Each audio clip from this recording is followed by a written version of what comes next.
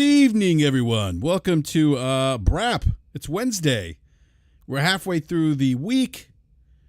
And, wow, people arguing about Dr. Britt Baker being fine in the live chat. That's I think that's a first that we've had wrestling chat in the live. Well, actually, no, I don't think it's the first time we've had wrestling chat. Or do we call it sports entertainment? I don't know what we call it these days. I call it professional wrestling. I don't refer to it as sports entertainment. But anyway, we're back. Got a lot to talk about this week.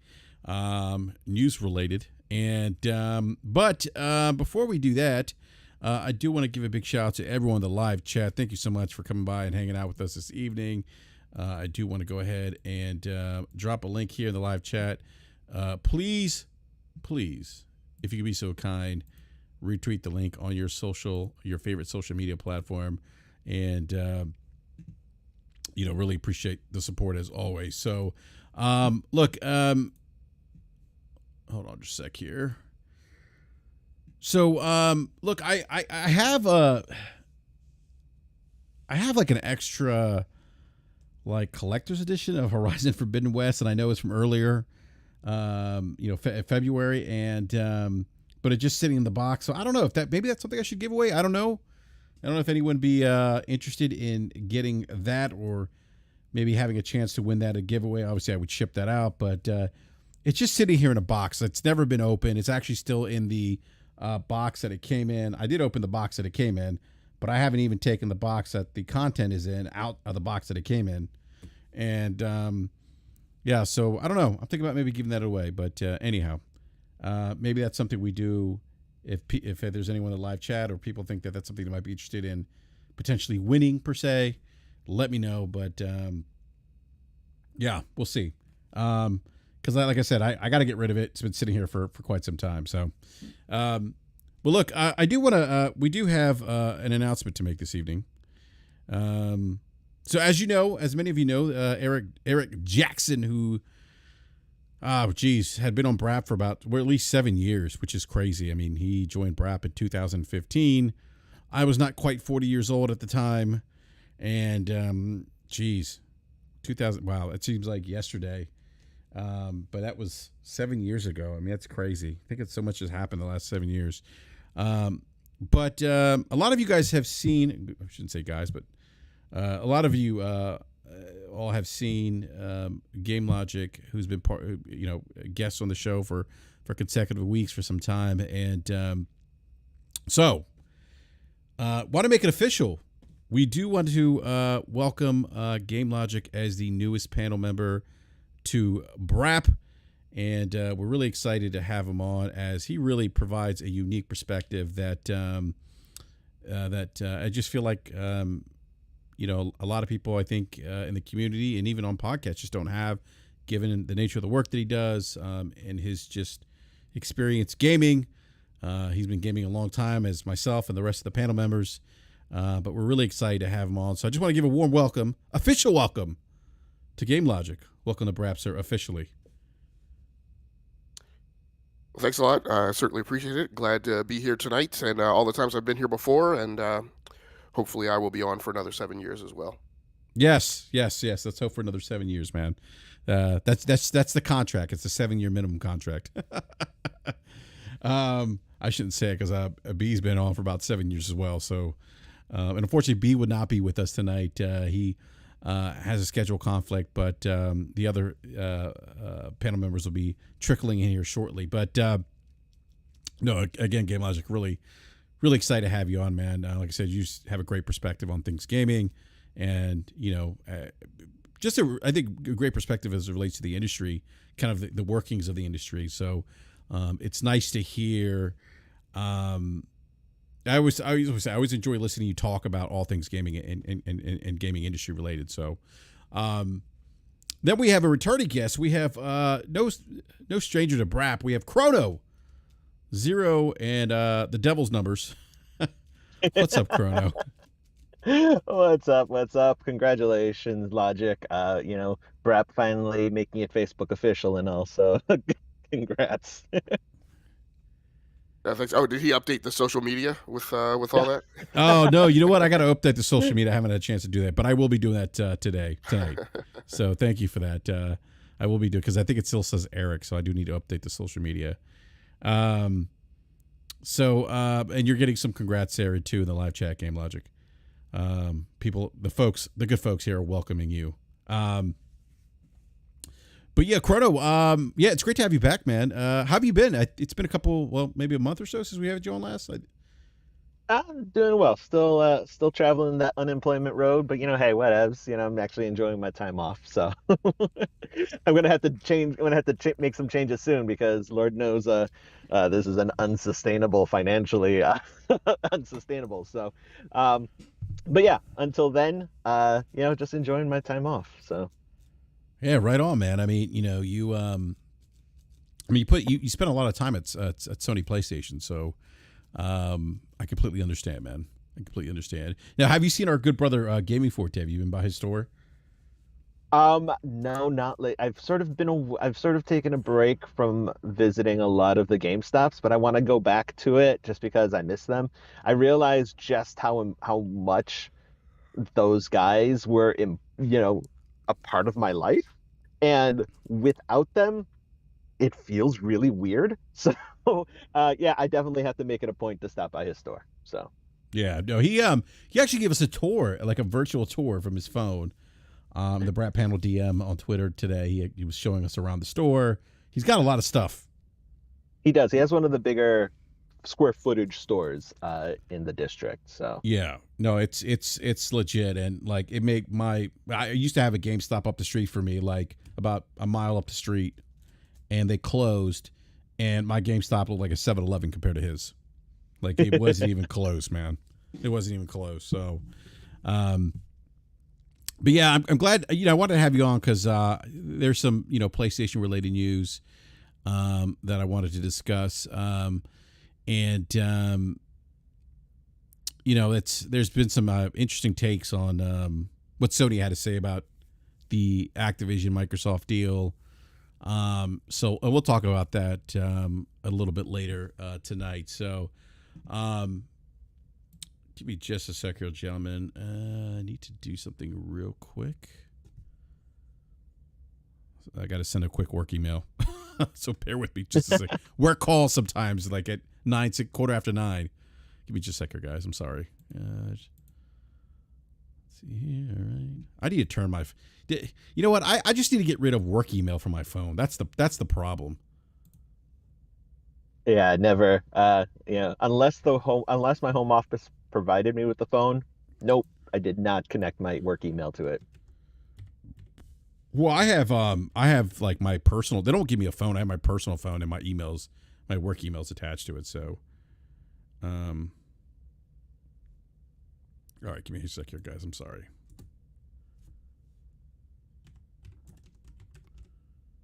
All right. All right, cool. So, hey, has anyone played Xenoblade Chronicles 3?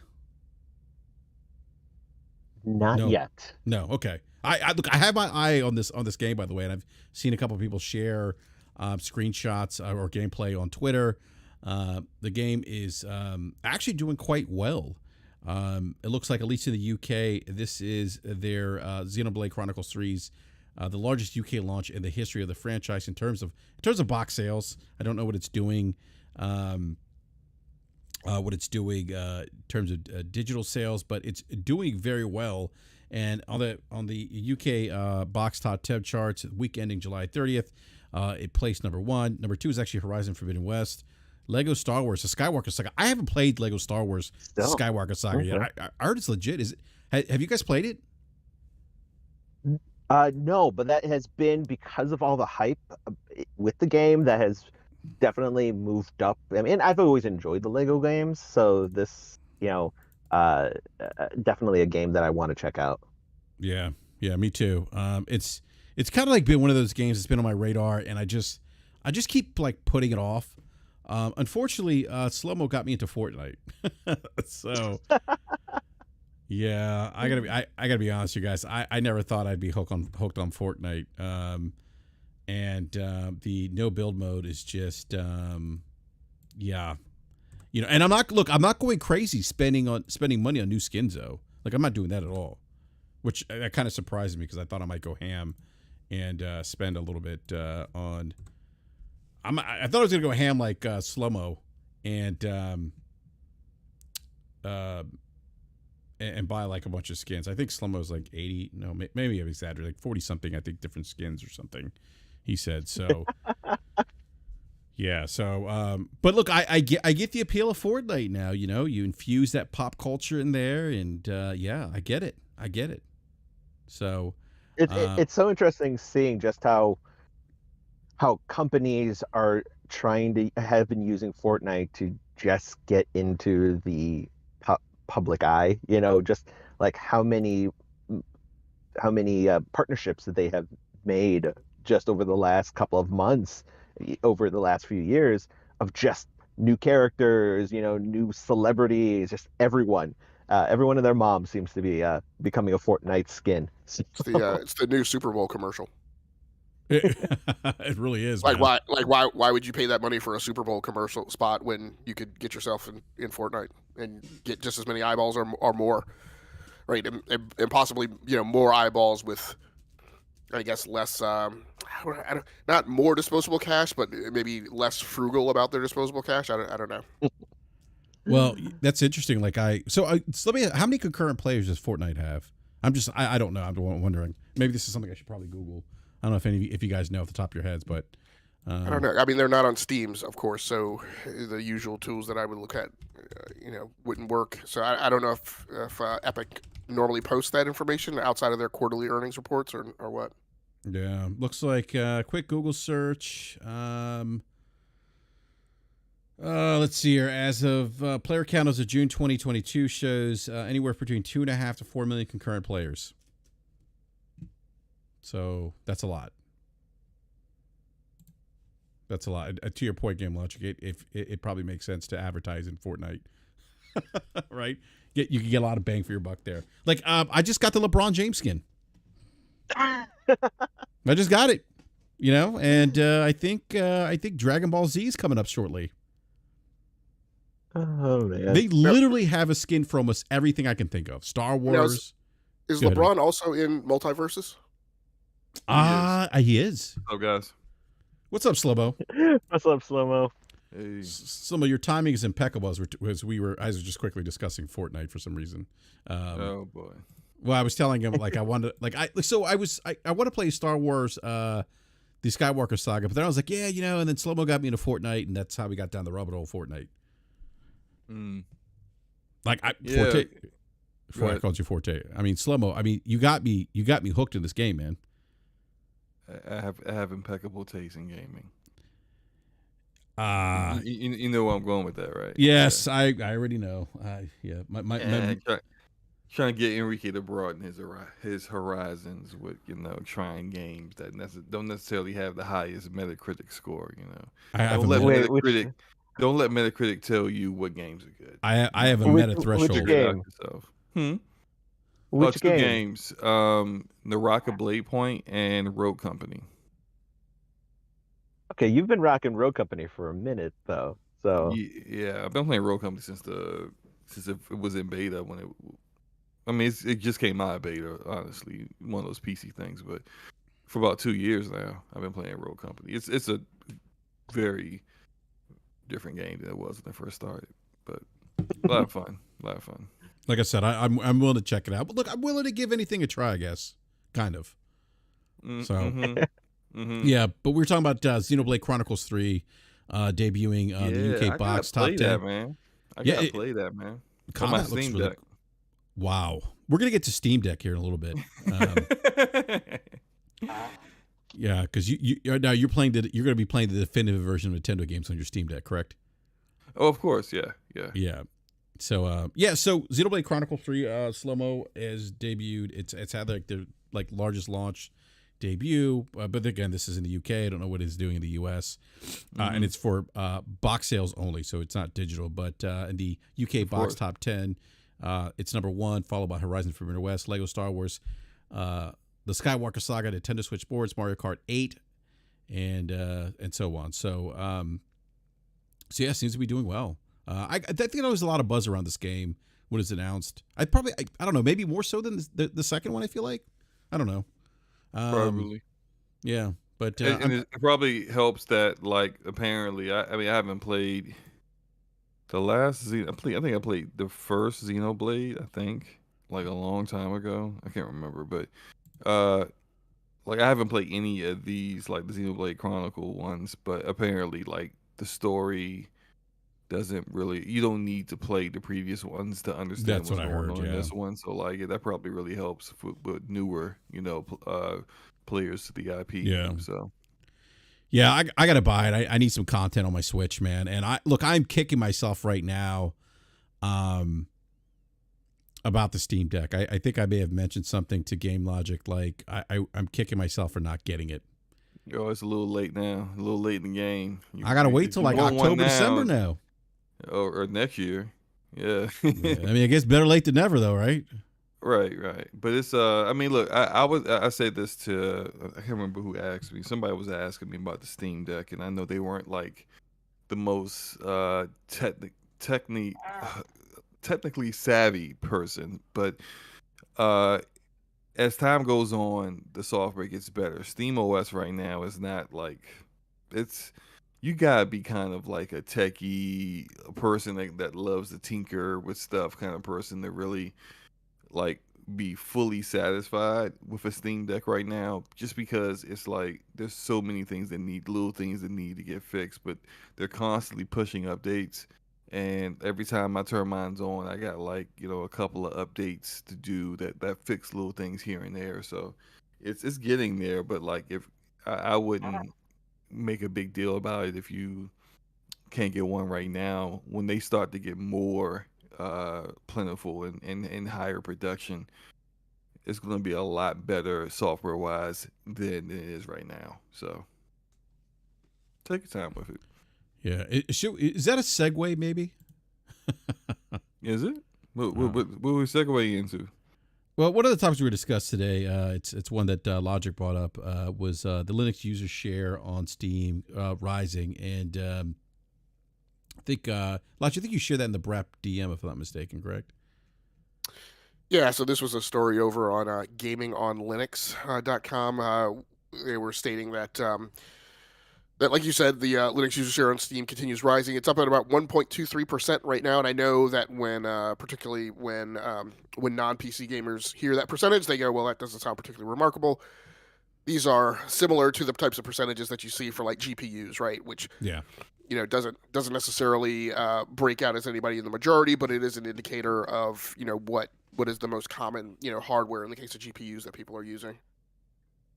And so in this case, it's applicable to Linux in comparison to Windows and Mac OS, but specifically the Steam OS use volume is 7.6%. So that 1.23% is about 1.6 million of the total users on Steam. That 7.6% means it's a little shy of 125K.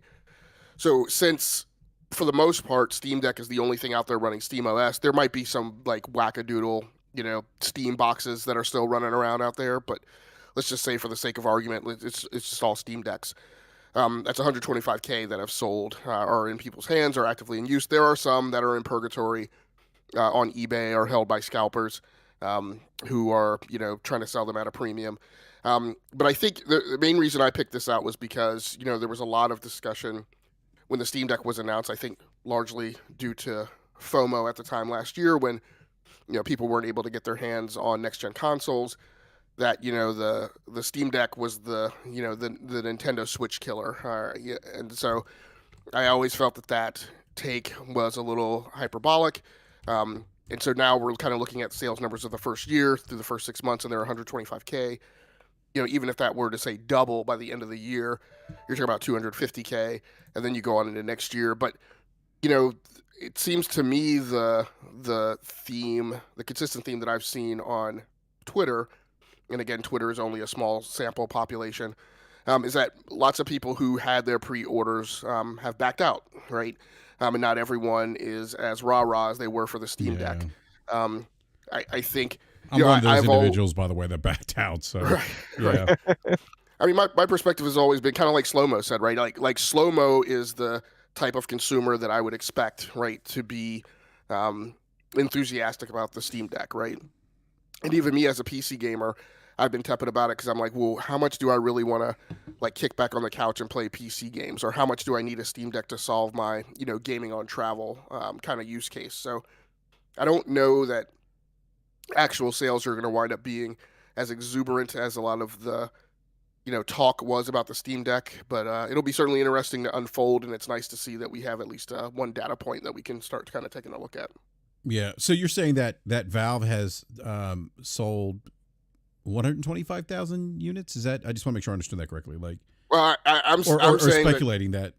Yeah, I'm saying that there are 125K active units actively being used right on Valve. So Valve may have sold a little more than that. Yeah, scalpers and stuff. Yep.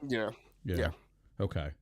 It's definitely a highly scalped item as well. There's some people I know that got like the $500 version, then sold it on eBay for like double that cost. So yeah, it's definitely getting Skyped out there. But it's like, I think Valve kind of understood. I think they correctly understood that this wasn't a hardware item that they could mass produce on the level of, like, say, an Xbox, a Nintendo Switch, a PlayStation.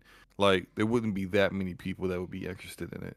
But I think by the levels of supply and demand, they've definitely have reached what they expected to reach, and then some. Because I think they said something about like increasing production back in when they were on phase 2. I think that was April or May when I got mine. So, but it's I mean, it's a cool device. Like, if you're the kind of person that I see a lot of people, and even in the community, that have one, and I think they kind of regret it because they're not, like, they don't want to do any of the tutorials that's necessary to, like, say, play a Nintendo Switch game on it, or play old PS3 games on it through emulators and stuff like that. Like, it's not going to be out of the box, like, bam, as soon as I open it up, I'm now playing Fire Emblem Three Houses from the Nintendo Switch. No, it's not going to be like that. Yeah. Even when a year from now, it's not going to be like that. You're still going to have to work with some software and learn what the how to use that software.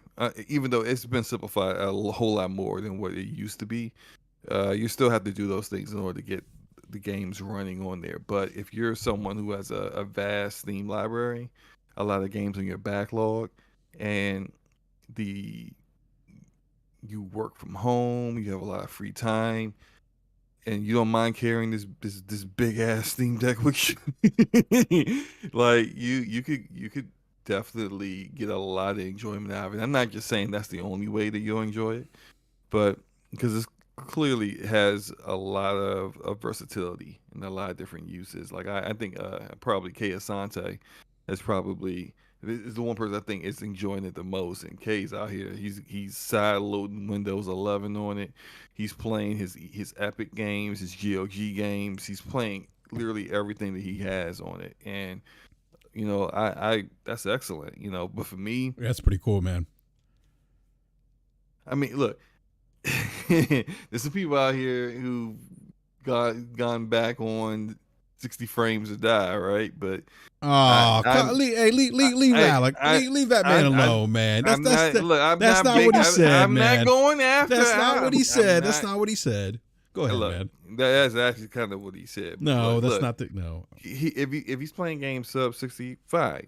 For me, it's not. For me, that's not what I'm. Like everything I'm playing is 60 FPS, and if I can't play it at 60 FPS, then I'm not playing it on the Steam Deck. It's just it is what it is. But the thing is that you're a bougie gamer, Slow-Mo. So what? You're a bougie gamer, man. Oh yeah. I got standards. But no, except when it comes to Metacritic. Go ahead. Metacritic is trash, by the way. Don't get me started on how biased and not we're not gonna do it. All objective Metacritic is. Go ahead, okay. man, go ahead. Anyway, But no, I'm just like there are games that like, and you can say sometimes they're older games, but they're games that like I kind of feel like when I'm sitting at my computer, as I am now, but I'm deciding to play games. I'm not like thinking about playing those games. I have them installed on my PC, and I always choose something else. But on my Steam Deck is where I play them, and it's like Persona 4 Golden. Uh, what is it? Trails of Cold Steel 1. You know, like RPGs that So you're like you're they're gonna playing take those. a while. You playing those all on your Steam Deck then, like JRPGs? Oh yeah. Okay. Yeah. I'm like the other night I was playing for pretty late Persona 4 Golden, for a while, and it's just like it's for me, it's really really good at for that kind of thing, and a lot of games that like sometimes I would have like wanted to play on my phone when I was out and about. I would love to just play on my Steam Deck instead. And so like they're games that like for me don't require like fast twitch. Like I don't need to. Yeah. They're not shooters. Not They're shooters, not yeah. third person shooters or first person shooters. I would get a. I'm fine with carrying around like I have a little bag and it has a Bluetooth keyboard because the keyboard on the Steam Deck sucks right now, and it has Bluetooth headphones, Sony headphones, and it has an Xbox controller that's in my little bag that I carry with my Steam Deck. Now, I don't have a problem using a controller on it, but the little small, even the screens, though the screen's bigger than most like portable devices screens, it's still too small for me to play shooters on. So I gotta have like a minimum like 27-inch screen in order to play a shooter on, and I just can't do it with that. But that sweet spot. Yes, absolutely. Yeah. Although I don't know, man. I just hooked up my OLED to my PC, and oh man, wow. Looks great, huh? It's really nice, man. It's really nice. And actually, I started playing Cyberpunk again, and playing on the OLED. It's just, oh my goodness. Now I have the 3070. When the game came out, I had the 2070. But now with this, with what I have now, it's like, it looks great. So, I guess it's interesting. Like, Game Lodge, you mentioned those numbers. You talked about those numbers. The 125K potentially shipped. Or out there, or active users. I guess for me, that surprising me because the way people talk about it, and at least on Twitter, and again, I think this is probably a lesson on why we take Twitter with a grain of salt. I would have thought there were like millions out there, because when this thing came out, everyone was going, like everyone was kind of going nuts, about trying to get the pre-order, and then trying to get their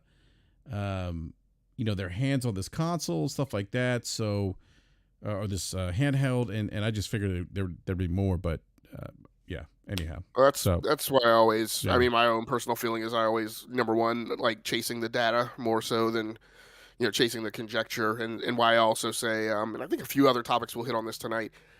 It's always good to take a wider view of the entire tech industry and not just gaming, in order to kind of get a good perspective on some things that we see going on.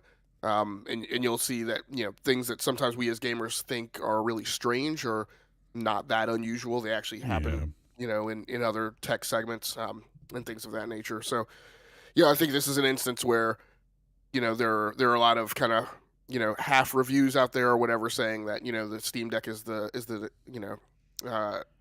best thing since sliced bread. And I just think, an argument that I got in with somebody right last year, they were like, oh, well, people will just watch a 30-minute YouTube video and it'll just work.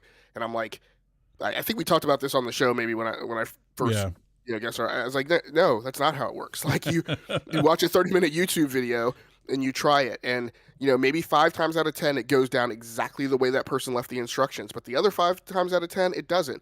And when you don't have the tech background to start swimming without that cookbook and without that recipe, then you find yourself in trouble, right? Yeah. And if you can Google enough things, hopefully somebody has run across that exact same problem before with that same set of behavior and symptoms, But when somebody's not out there having replicated exactly what you're seeing, then again, you find yourself in deep doo doo. And then if you're not the type of person who knows how to wipe and reset the device, then again now you've got a very expensive paperweight that you've paid for. Yeah, that's a great point. I mean, there's not going to be people like Slomo that are going to be willing to take the time and kind of do those things. Or I think it was Kay Asante, I think you mentioned too, Slomo, right? That's running Windows 11. I mean, that's probably not something I would do. Hell, I had issues trying to sell up my OLED to my PC, unfortunately, but I figured it out. So, yeah, definitely not the Nintendo Switch killer for sure. Speaking of Nintendo Switch, which I should mention just before we move on. So, and when you're making that comparison, right, the Nintendo Switch, I think just this week we saw crested 111 million units sold. Yep. So again, it's conjecture that's talking about, right, the Steam Deck ever crossing that type of gap, which I think is a bit of a stretch, right, to kind of contemplate.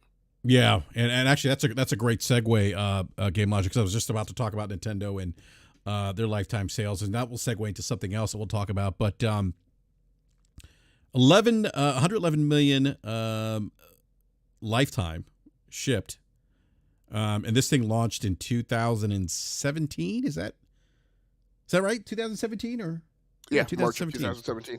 Yep. Yeah. I actually remember going to GameStop and standing in line just to pre-order. And then when it came out, like showing up there like 6 a.m. to pick up my Nintendo Switch, it was actually for my oldest son who actually got it. Anyhow, but the remarkable thing about Nintendo is their games. I mean, I think is it Mario Kart 8 has sold 48 million units. Like, that's crazy. That's crazy. What's a percentage of the install base is that? Like what? Like 40%? I mean, it's just short of half. Yeah. Yeah. I mean, that's absurd. I mean, I think Matt Piscatello told me one time, and Matt, if you guys don't know who he is, he's MPD analyst. I think he mentioned to me if from a first party perspective, if first party developers can get like 7% of the install base, it's considered really good or something. But Nintendo, actually, now I want to look up the a sec here, because I want to look up these numbers. I thought I had them up here. And while you're looking that up, Rep, I mean, and this is the thing that to me is interesting too in this generation, where on the Wii, when that was the case, hold on a sec, sorry. Yep. Sorry. On the Wii, when this was the case, right, that actually worked against Nintendo, right? Third-party publishers became disinterested, right, and constantly trying to field their games on the Nintendo Wii. Yep. When their biggest competition was going to be Nintendo first party, and they were like, why would we ever put so many resources into playing that game? And so I was very worried about this, and I went with the Switch day one. I didn't stand at GameStop. Actually, I was in a meeting on that day in a place where I couldn't have a phone, so I actually had to run outside and jump on GameSpot on my phone out of my car and put my pre-order in quickly. But I was very worried going into this generation with this device that I was like, is this going to be the same thing where third-party publisher support is going to kind of dry up? With the Nintendo Wii, we started seeing that happen about year 3, year 4.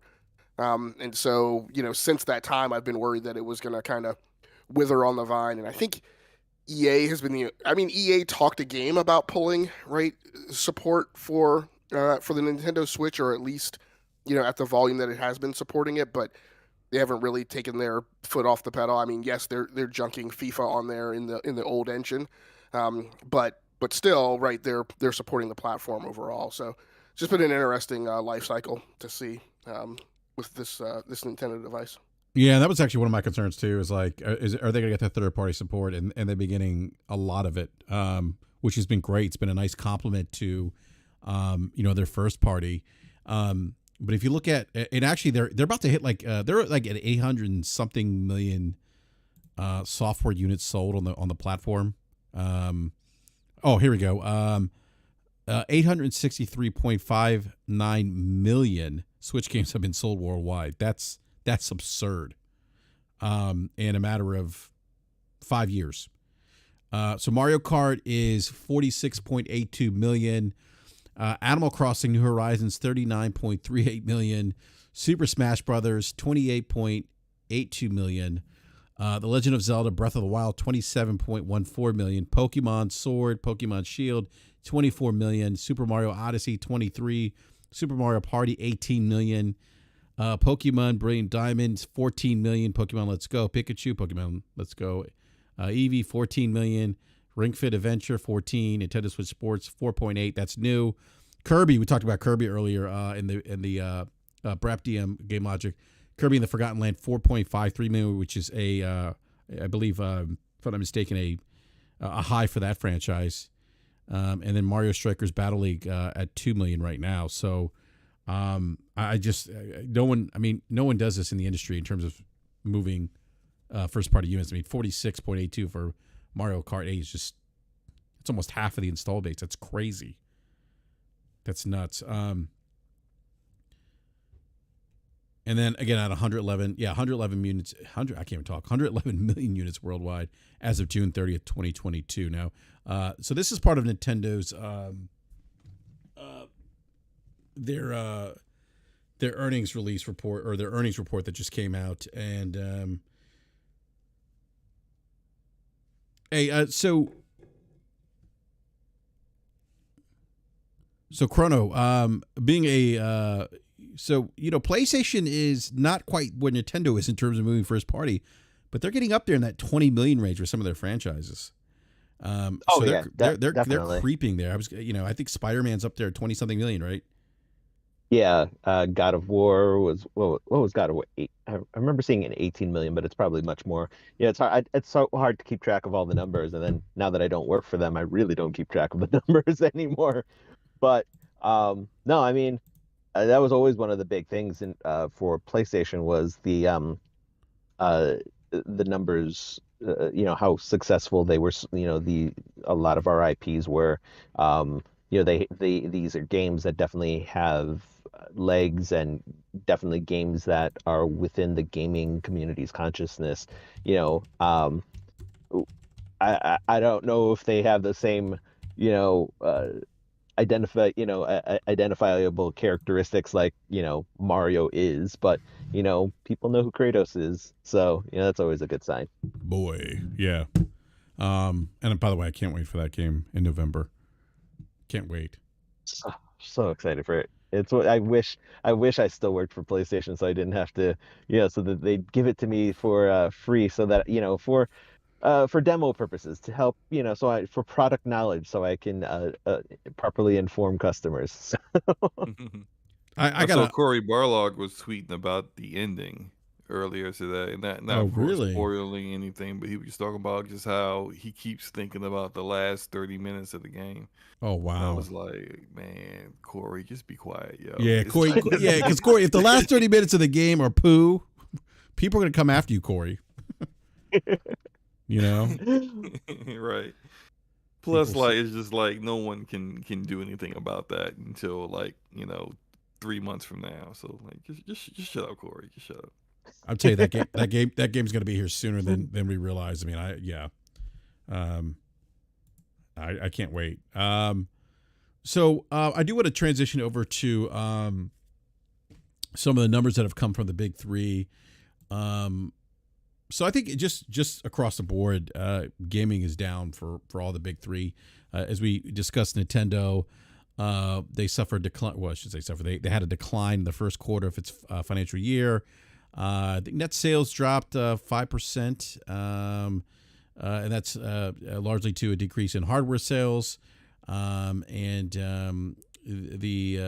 see here. BRAP, we're talking about year over year, right? So not a gross drop, but in comparison to what their numbers were last year. That is correct. Yes, that is year over year. Yeah, and actually on a year-to-year decline of 22.9%, with Nintendo attributing the effects to supply shortages of semiconductors and other components among other factors. So let's see here. So that was on hardware, and I think it was a 26% year-on-year decline overall.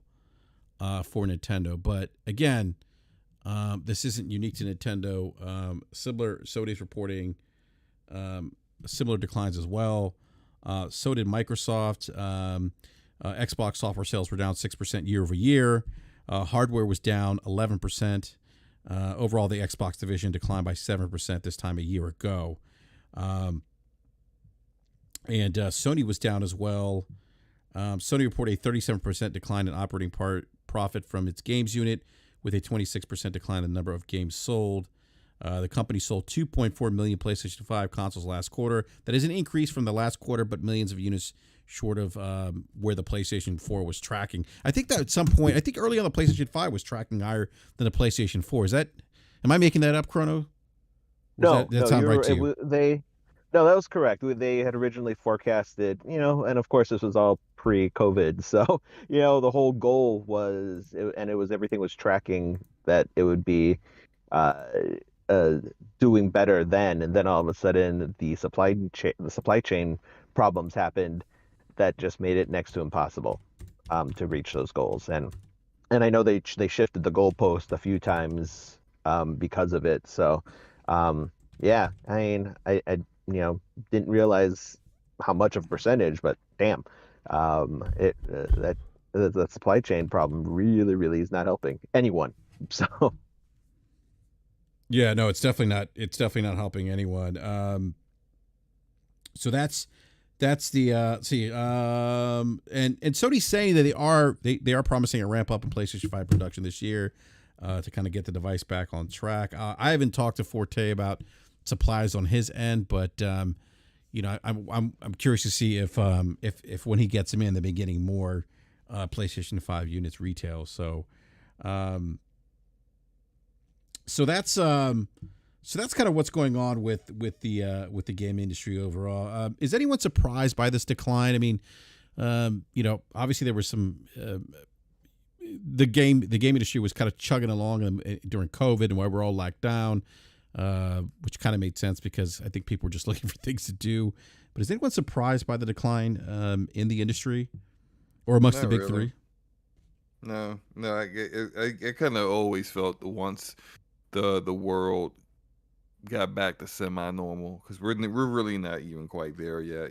People are still getting COVID, people are still getting sick, people are still dying. But it's we've adjusted.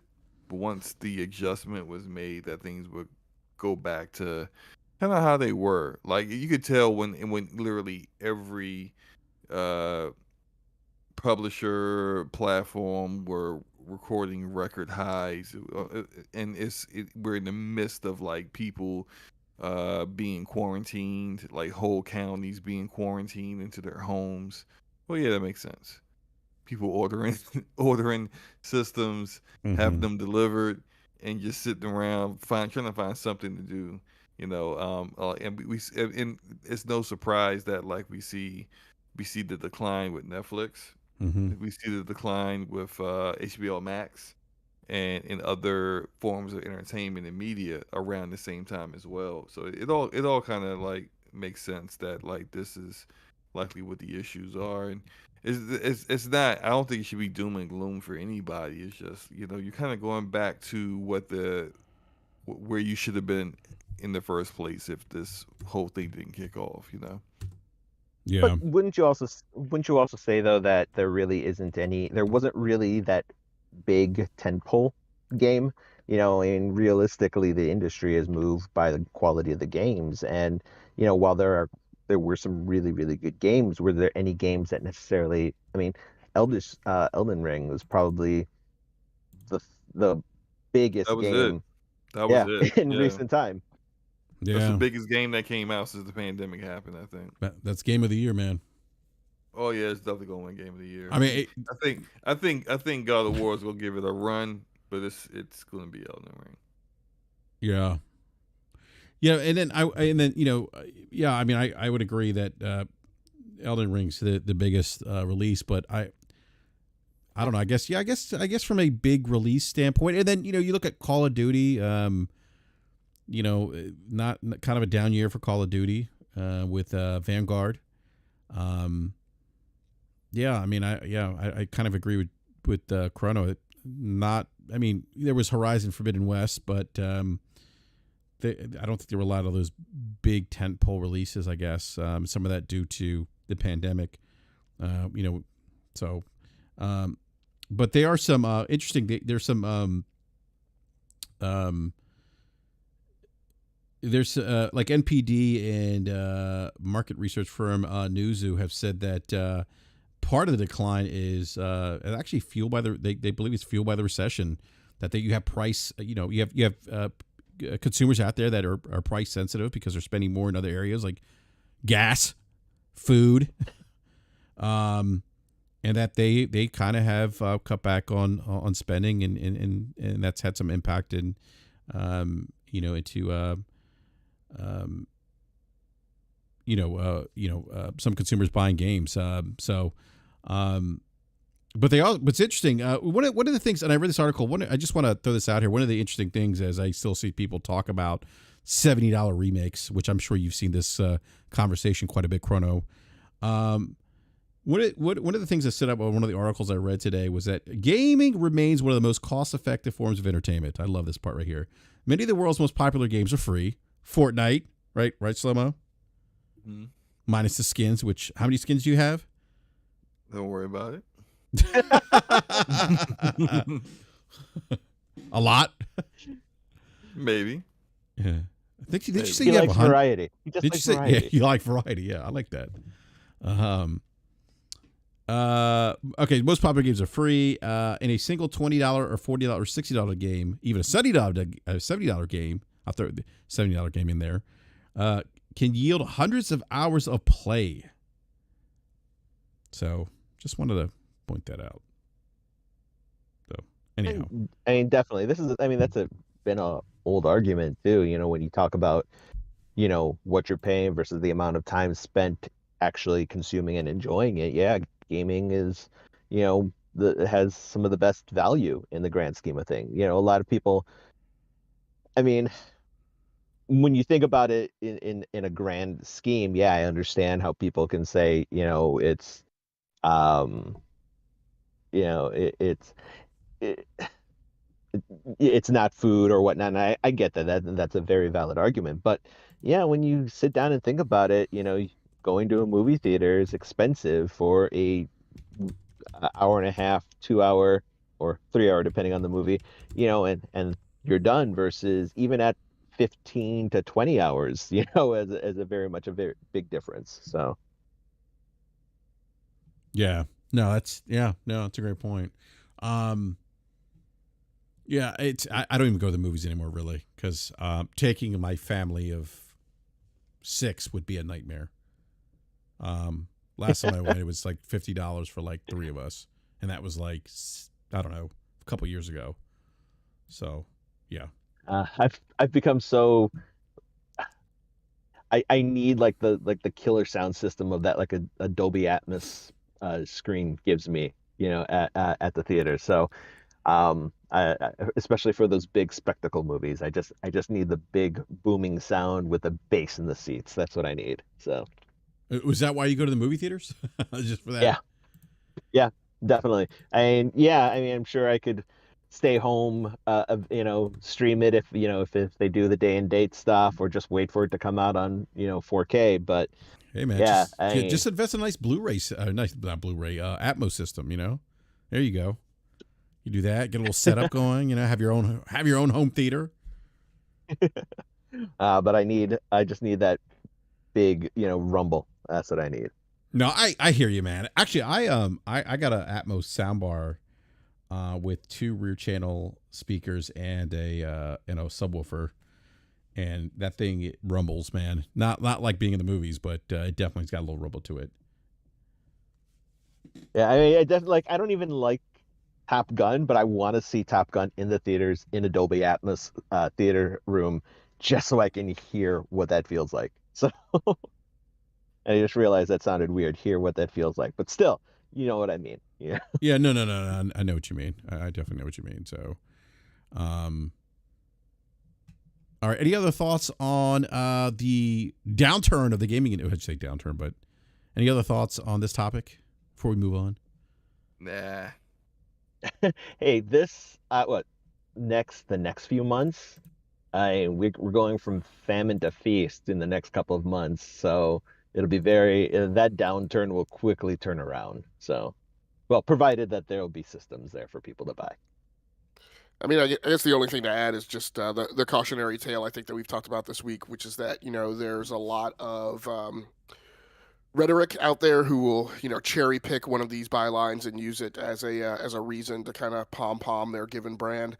They'll pick the Sony story of the slide in their earnings. They'll pick the Microsoft story of the slide in their earnings and say, see, this is why my platform is performing better. It should just be recognized that, again, all gaming corporations were down this quarter. All tech, really, if you look, again, go back to what I say, it's good to take a wider look at the market. All tech was down this quarter. All major tech was down this quarter. I think with the exception of maybe Apple, and Apple still had some negative indicators. It just turned out to not be as bad as a lot of their investors were expecting. But not only because of the down cycle in the financial in concerning financial matters, but also just because Q3 calendar year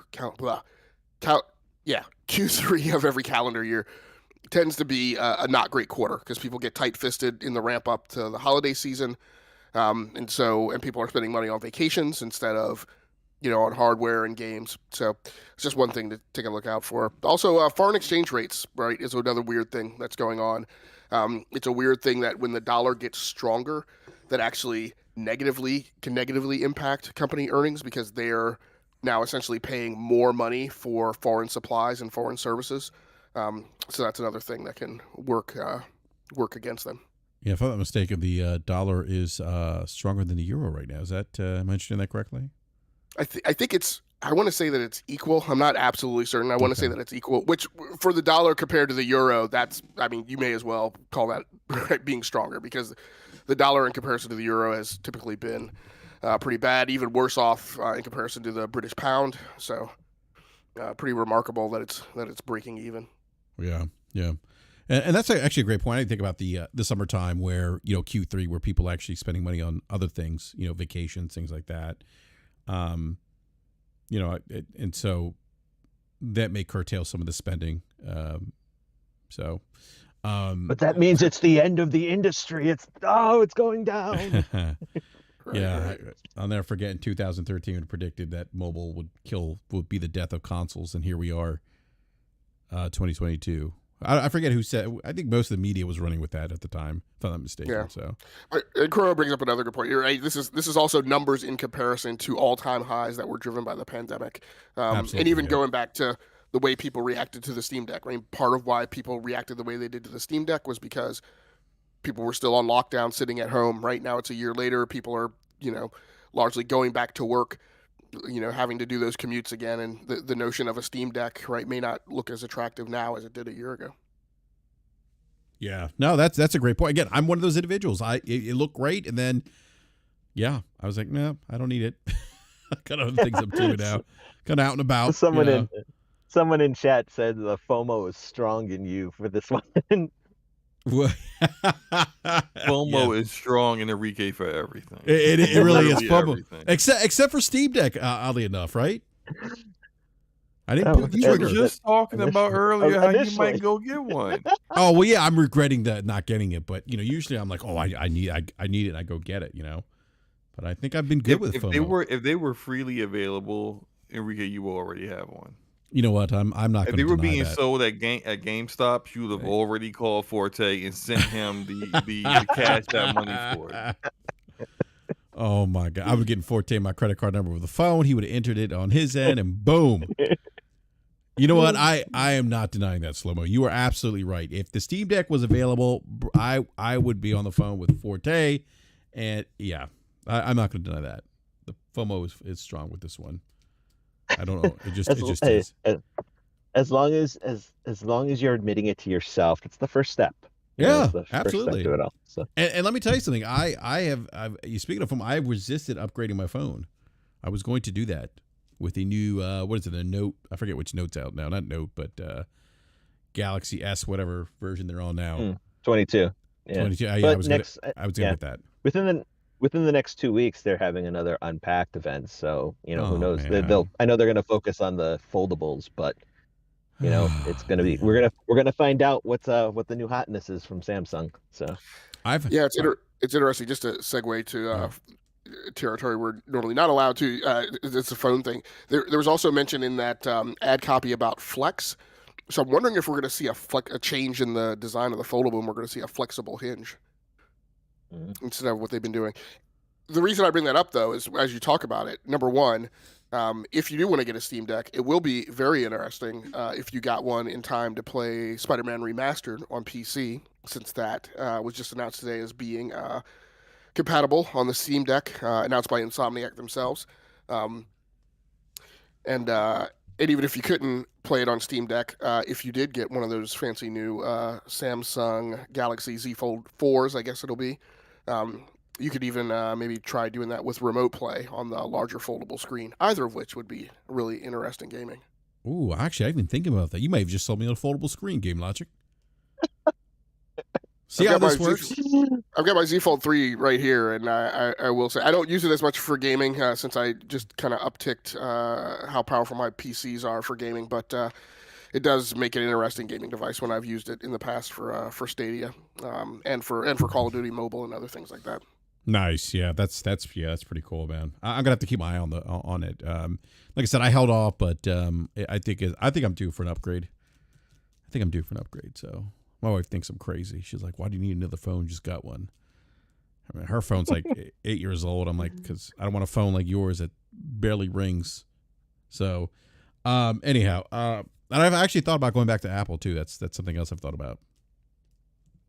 All right, now I've lost my train of thought. Oh, speaking of Call of Duty, Game Logic, Call of Duty, year has lost 30 million players. So June 2021, there were 127 million players. However, June this past year, the number went down to 94 million. Now, again, relatively speaking, this number is still very big, very large. 94 million, very large compared to other games, but still a dip for Call of Duty. So. Again, we talked about, I think we mentioned Vanguard, which released early November last year. Now, much of this is, the decline in player usage and player count in Vanguard and Warzone. I got to say, I just, for me personally, I wasn't feeling, I'm over the World War II setting. I'm kind of done with it. For me, my preference with Call of Duty is when they're doing the Modern Warfare stuff. And I didn't like what they did with Warzone. I know they're currently working on Warzone 2.0, and I have hopes for that. But what do you guys think about this? Do you think that we'll see an uptick in number and player count once Modern Warfare 2 comes out and maybe Warzone 2.0? Is this a byproduct to kind of what, I don't know if it was Activision, but multiple reports are saying that some of this was attributed to Vanguard and a decline in Warzone. What are your thoughts on this, panel? Activision blames it as they're analyze the reasons why. They said it was because of the underperformance of Vanguard, which includes a short and underdeveloped campaign as one of the main driving forces for the decline, which I'm sure that's part of it, but I really don't know if Activision is listening to the Call of Duty crowd, because and realistically, I know that the gaming sphere that yells the loudest isn't necessarily representative of the whole community, but the Call of Duty, even when I worked for GameStop, everyone was every year, Call of Duty sucks, or every year everyone kept saying it. Every year they said kept getting worse and worse, and yet they didn't stop their asses from buying it. Still, I wonder exactly what are the real driving reasons why people say Call of Duty sucks now. And of course trying to pull that nuanced discussion or from a gamer from the gaming community is hard as hell. Um, Logic, do you have any thoughts as to why, Call of Duty just isn't doing as well? I mean, my personal feelings are like I didn't care for Vanguard just in that it felt like the physics and animations were a little too cartoony. Like it felt like I was almost playing something more akin to like a cell shaded kind of Borderlands kind of game. I just didn't feel it had the same weight as like Modern Warfare did or Call of Duty Black Ops Cold War did. And so it felt like it was a regression in some ways. Um, and so I preferred going back to those two previous versions. Sorry, my voice is cracking because I'm a little sick. Um, but so that was my main reason. Blaming it on the single player campaign, I find that weird because we know that that's not really the thing that really drives people towards Call of Duty. That all Yeah, being definitely said, not. I personally feel that WW2 campaign was one of the best campaigns ever. With Josh Duhamel in it, and a lot of in my opinion, a lot of the acting in that was the best that it had been. A lot of the voice acting in that was the best that it had been in a Call of Duty single player campaign in a very long time. I also felt that the single player campaign for Modern Warfare was pretty good. Call of Duty, the single player campaign wasn't that great, but I will say that one also pulled at a lot of heartstrings for a lot of 80s kids, Cold War kids, and so there was a nostalgia piece to it. Um, so I just feel like there are multiple reasons why that single player campaign didn't really hit the mark.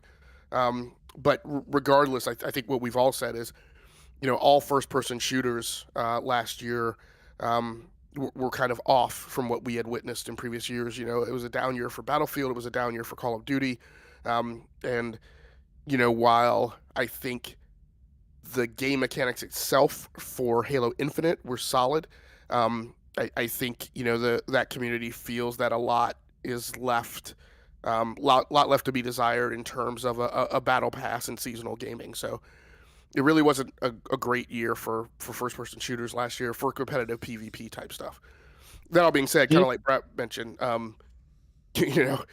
down year for Call of Duty, is still numbers that like any other franchise would kill for by any means. Do you think Yeah. that there's a level of fatigue, not only just from, people getting tired of just Call of Duty as a franchise year on year, but also just in first person shooters in general? Do you think that that could possibly be a reason? I I don't think so. I mean, I think for all of that commentary that there is, out on social media and whatnot, at the end of the day, like I don't think so. Battlefield 2042 gets slagged. It's still one of the most played games, right, on the Steam charts. Like, Mhm. and that's a paid game. There's no free to play component of that game, as far as I know, right? It's pay your $60 to get in the door, and people are ponying it up, and people paid that, right? So, people still play tons of Overwatch. So, and obviously, there's been a resurgence in Fortnite. So, my feeling is that the first-person shooter market is the first-person shooter market. It steadily grows. I don't know that there's ever any such thing as a regression. It's not like, over my time as a gamer, I've seen genres that have definitely receded. I've seen years where flight simulations just went away, years when RTSs just went away, years when point and click adventure games just went away. I don't think we've ever seen anything like that in first person shooters. And I think that it's even more.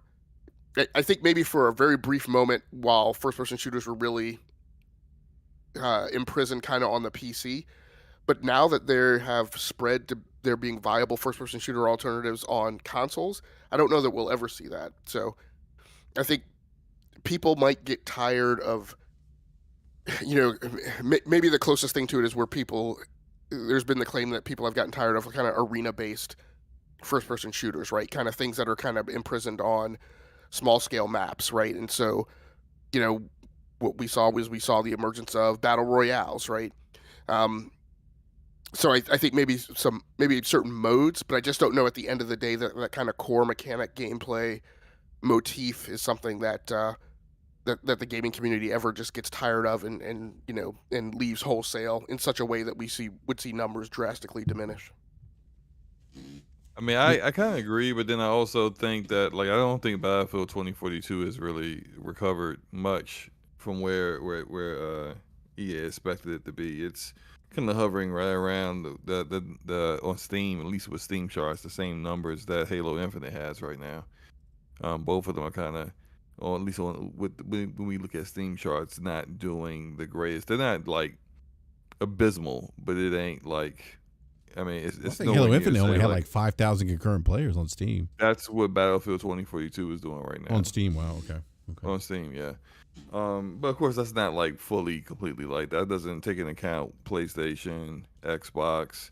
For Battlefield 2042, people playing through Origin or the EA app, which is awful, but still, that's an option.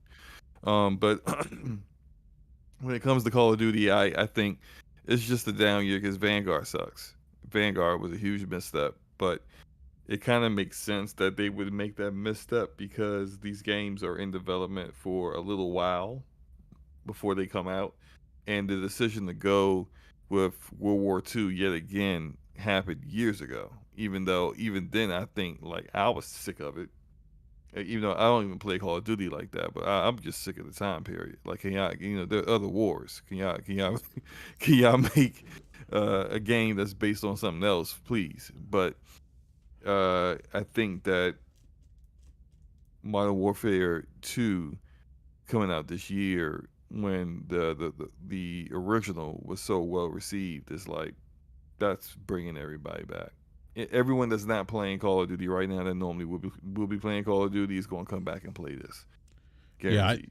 Yeah. Black Ops 3 kind of brought me back into, was it 3 or 4? Jeez, I can't remember the numbers now. Whatever the last Black Ops was, that kind of brought me back to the franchise. And I thought actually a really good campaign, by the way. I really enjoyed the campaign. But really, Modern Warfare, the kind of the soft reboot of Modern Warfare, really got me kind of like back into Call of Duty. And I think it was one of the games. Actually, Slowbo was one of the games one of the first games I think I played on when I got my 2070 at the time, because remember it had ray tracing on PC. Yeah, and I remember playing it on. That's back when they used to give, you games with your GPU. Yeah, that's right. I got Call of Duty. Modern. Yeah, I got it with the. Yeah, you're right. I did too. When I built my PC and when I bought my GPU, I had an MSI. MSI sucks, by the way. Just want to say, I had an MSI 2070 Super, and it came. Is MSI really bad? You don't like it? MSI. Only thing MSI has ever done good, I think, is like MSI Afterburner. That's a great piece of software to have on your PC. Otherwise, yeah, their GPUs are never the best performing. I think everything they do is always not everything, but it's not the best of quality, and they're kind of a shady company. Like they got caught like scalping their own stuff I didn't know that. while ago. Yeah, so yeah, MSI is ass. Anyway, that's not why I wanted to. Sorry about the tangent. I brought it up because like that was when I first built my PC, that was the first GPU I had in it, and it came with Modern Warfare. Yeah. The remake that came out like in 2019, 2018, something like that. So it was 2019. Yeah, 2019. Yeah. So, and that game had the ray tracing in it, and there's a scene where you go into the house. Remember the house in London, and you throw on your night vision goggles. You remember that? You know what I'm talking about? Mm-hmm. Yeah, that part was great. I love oh my god, with and even the cutscenes, man, the cutscenes look so good in that game. I was like, what? Blown away. That was actually a really good campaign. It was a good campaign. Yeah. It was. And although the ray tracing was a little bit overblown, like they only had ray trace shadows. They didn't have any kind of ray trace reflections or lighting or anything like that. It was just shadows, but it's a great looking game. Oh, it is. It's a really great looking game. I can't wait to play it on. I'll be playing this version on PC, the definitive version on PC. And so it's a great looking game. So that brought me back. But I'm with you, Slubba. Like I'm over the World War II stuff. Like that doesn't interest me. Although now that Game Logic has said that the campaign's done very well, I may go back and try the campaign for the experience. So that was, I thought the campaign was well done for WW2, which was the 2018 That's right. Yes. version before Modern Warfare, right? That's so that right. was the one with Josh Okay. Duhamel. Used to be married to Fergie, by the way. And Did they divorce? I think they did split up. I think they did split up. I think they did split up, too. But yeah, with the Vanguard campaign, I never played the Vanguard campaign. My understanding was it was not as good, and I just wasn't. I wasn't. I had been looking forward to that because I was looking forward to like recapturing that magic from the WW2 campaign, and it just on any inclination indication that it was not as good, I didn't want to sully the memory of that because I thought that was a really good one. Okay, I might go back and try WW2 then, because I don't think I've played that. So I may go back and try that. So, but I'm looking for, and I'm really looking forward to Modern Warfare 2.0. Like I was playing a lot of Modern Warfare before they switched over to the new map, which is when Vanguard came out, which is terrible. I don't like it. It's terrible. I'm not a big fan. Give me Stadium back, or whatever. Stadium is one area of the map, and I forget the name of the map. If somebody in live chat can tell me what the name of the map is in Modern Warfare, the first map. Like, I miss that. I miss the modern weapons. It's just, it just doesn't do it for me. And I'd like to stop playing Fortnite, and as I fear that I may get into this hole of buying skins like slow-mo backslap. I've already purchased LeBron. I fear what's next. So I hope Modern Warfare, not Warzone, is good. No, everyone's map is Nuketown. Yes, I remember Nuketown. I used to play that a lot. So I'm so starved for shooters right now that I might actually indulge PUBG in it. Huh? PUBG. Okay, so like PUBG's been around for like forever. Make Crossfire a thing? No. Crossfire, Crossfire X. Oh so you just want me to throw up is what you want. I remember Slobo streaming that game. By the way, he was not happy. Oh, it was the worst controls I've ever had in a shooter before. Like literally the worst controls ever. Like, wow, I'm so shocked the game came out when it did because it was so not ready. So, Slobo, have you played Escape from Tarkov? I have not. Yeah, that might be one. Since you do have kind of higher end tastes. That might be one that might interest you. I don't know. I've thought about it a few times. I've watched a few streams of it, and this like, so I know the gist of it. I just don't know how I would feel about, like, it kind of reminds me of going into the dark zone in the Division and losing the loot that you found, but instead you're like losing everything that's on you, right? Like you're losing all your gear if you die and all that. I'm just like, do I want to feel that rage? I don't know. Like I haven't. I've been in the beta for the Division, basically clone of that the Ubisoft is making, and I didn't really like it. I don't know. Like I thought about Escape from Tarkov, but once I played Division Heartland, I was like, I don't think I'm gonna like this, but I don't know. I might give it a shot. It's a free game, right? I'm actually not positive. I think so, but I want to say that I thought that game like migrated onto Steam and then went off Steam and now is like self-published by the vendors. I think so. Yeah. Site or whatever. I think you gotta go to their website to get it. Yeah. Hey, Slow-Mo, are you looking for a more like a realistic shooter or an arcade shooter like Doom or just anything shooter? It could be first or third person perspective. It's just as long as it's got decent gunplay and it's competitive. I'm down to play it. All right, because I was just wondering, did you get a chance to try out that heavy metal rhythm game shooter thing? I think it's called Metal. Was it the kick? No, it's not the game with the guys kicking indoors, right? That's not it. No, but it's a shooter where you can do more damage if you shoot to the beat of the heavy metal soundtrack. Oh, There's a demo. wait. Well, yeah, I I think I think it's heard called about Metal. that. Yeah, there's a demo on PlayStation that you should definitely check out. It's a lot of fun if you want more of it. If you like the arcadey Doom Eternal style of fun, it's just crazy fun, great soundtrack. Just on the demo alone. So it's definitely a game that I'm thinking about picking up for myself Oh, cool. when I'll it comes check out. that out. I gotta Yeah. check And by the that way, out. Yeah. speaking of, I'm sorry. Go ahead, Slomo.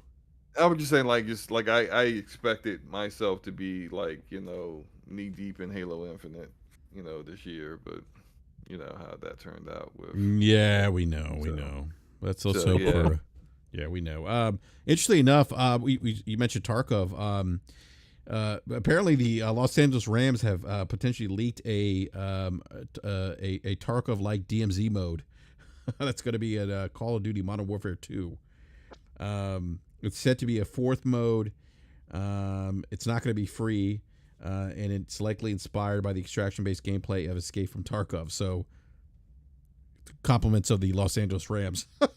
So, I guess they're playing an early version of the game. I guess they have access to this. It looks where does the guy? Is that where the guy? What was it? The quarterback who? Somebody ran statistical analysis of the games he played versus Double XP weekend on Call of Duty and found that he actually plays worse on Call of Duty Double XP weekends. Is he the Rams quarterback? I don't know. Yeah, I don't know who that is. Yeah, but this is a leak from the Los Angeles Rams actually, so it's said that the mode's gonna be a portion of the new Warzone 2.0 map. So again, Activision has yet officially unveiled the DMZ mode, only saying that they still have an additional sandbox mode to reveal. So that's per Activision. So we'll see what happens. We'll see if the Rams leak is correct. Interesting, a football team leaked this, by the way. So this was the quarterback I was talking about was Kyler Murray. Oh, he plays for what's it called? Who's he play for? Is it the Cardinals? Arizona Cardinals. Yeah. Sorry, Chad. We are not. I don't follow sports ball as much anymore. He just got paid. He got a big contract extension. So there we go. You guys can hear me now? Oh yeah. What happened? Yeah, I was just talking. I was all like, the Arizona Cardinals. I'm like, no one can hear me. I don't know what my mic just like. Hey, that's like yesterday on Fortnite when we were like talking and you're like, are you guys ignoring me? Yeah, I was just like, what is I don't know what's going on. What is happening with my mic? It just keeps like cutting out sometimes. It might be time for a new one. I don't know. I've had this mic for 5 years. There's a shout out to Tactical Gamer with the $5 super chat. It says, Slow-Mo, have you tried Ready or Not on PC? I have not tried it. I've seen that looks cool though. I do like I've seen other people play it and it looks fun. It's just that I don't have anybody to play that with. So yeah, that's one where I definitely want to play with a squad, like a dedicated squad that's like into it. And we playing it when we getting on, and we're playing it like consistently versus something that I know I could play solo. So yeah, I would say there's a circle of games that I was gonna pitch to you, and so I'm glad Tactical Gamer brought that one up. I would also say Squad and it's an Insurgency Sandstorm. I have tried that, and Insurgency Sandstorm's pretty cool. Yeah. Yeah, they're all very. I don't want to call them niche, but they're all. To me, they're and Tarkov as well. They're all like, in my mind, they're high demand games where it's like I don't know if I could play that, right, and a bunch of other stuff, or if I would need to be like dedicated to that, right, to like surmounted whatever learning curve goes along with them. Yeah, I feel you on that. Yeah. For me, I need something I can just pick and play. I don't think I can have a game where I need to dedicate. Well, I say that, but I'm playing a lot of Fortnite, so never mind. Do you guys think that the problems that Activision have, whether it be the rampant sexism, the crunch culture, or whatever, do you think that has any effect on consumer Nope. At least in a note. No, Nope. I don't think so. Nope. I think the vast majority of COD players, one, don't know about any of the allegations or any of the true, actual, true, abuse things that Activision has been accused of, and admitted to. Like, I think that stuff is like stuff that like hardcore gamers know about, and maybe some people who pay attention to the news, because I know it was like it hit mainstream news for a little bit, but like the COD players, like the guys that just like don't even know, like for years didn't even know that Call of Duty was coming out on Xbox just because the commercial always show PlayStation. Those guys, like, no, they don't pay attention to any of that stuff. They Um, just want the game. they just want the game, and I think that if someone presented them with the, hey, look, do you know this company is treating women horribly, and people of color are routinely not paid as much as everyone else, and yada yada, and just go down the list of everything. And the CEO threatened his assistant to have his assistant killed, and then Blizzard had the Cosby Room. Yes, a Cosby Room. And if you went down the list of everything that they've done, I think the COD player would be like, man, that's fucked up. But I'm gonna go Where's get my this controller? Modern Warfare 2. It's like they're gonna be like, I'm gonna get this Modern Warfare 2 now. Like, I feel bad for them, but I'm still playing my game. Like, they don't care. They don't care. Yeah. No. Yeah. I would agree with Slomo. They don't care. So, all right. So speaking of more Activision related news, we have some interesting news as relates to Sony's commentary on the Activision Activision being acquired. I can't even talk. Microsoft acquisition of Activision Blizzard. So this is something a lot of people have been talking about. Some very interesting Enrique. takes, I might say. Yes. I do need to leave. I got a work related issue that just popped up. Oh, no worries, man. No All worries. right. I'm out. Game Logic, Chrono, good to see you guys again. Enrique, Yeah, man. probably Fortnite later on. If you're still awake later on tonight, once I'm done with work, hit me up. Yeah, man. Definitely, man. No doubt. All right. Peace out, All man. right, so see you, man. Yep. All right. See you, Slow. All right. So interesting takes about Sony's commentary on Call of Duty. No, Sony's not scared. I've seen that. But I guess we should get to, how this came about. I mean, Sony, in response to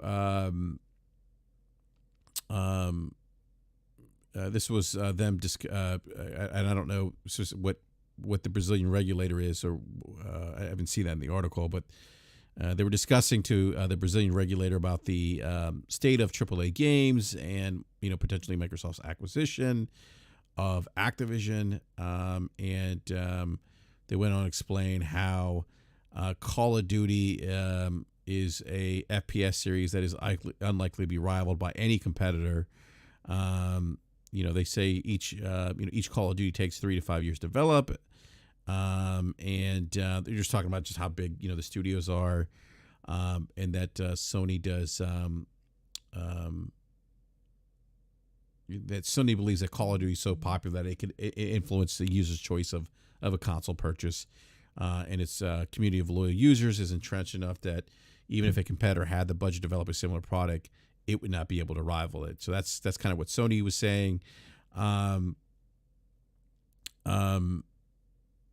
they acknowledge that overall it's overwhelmingly the best selling game. It kind of has been for the past decade or so. I